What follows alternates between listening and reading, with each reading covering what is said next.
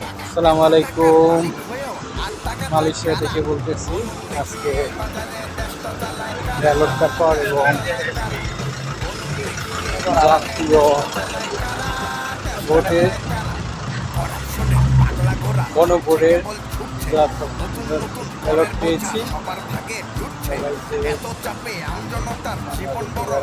সবাইকে জানাই ধন্যবাদ।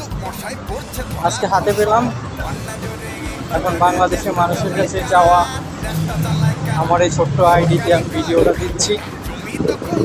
জানাবেন আমি ভোলা এক আসন থেকে এবার ভোট দিব।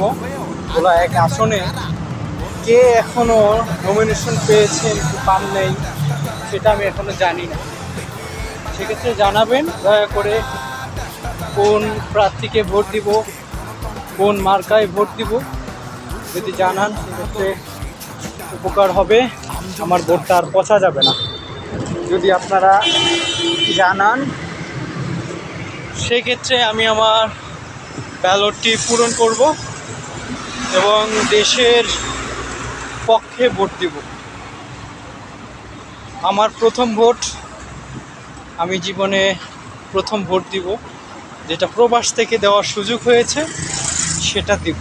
দেশে থেকে সুযোগ হয়েছে কিন্তু দিতে পারিনি। একবার দিতে গিয়েছিলাম, তাও হামলার কারণে দিতে পারিনি, ভয়ে পালিয়ে চলে এসেছি।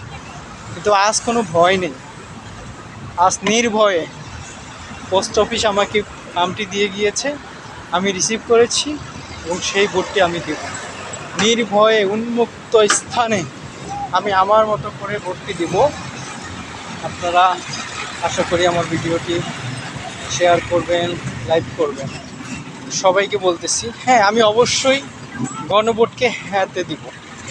বাকিটা আমি এখনও যোগ্য প্রার্থীকে বা কাকে নমিনেশন দিয়েছে সেটা এখনও আমি জানি না। জেনে বুঝে তারপরে দিব। আপনারা সাজেস্ট করবেন কোন দল ভালো হবে, কোন প্রার্থী ভালো হবে।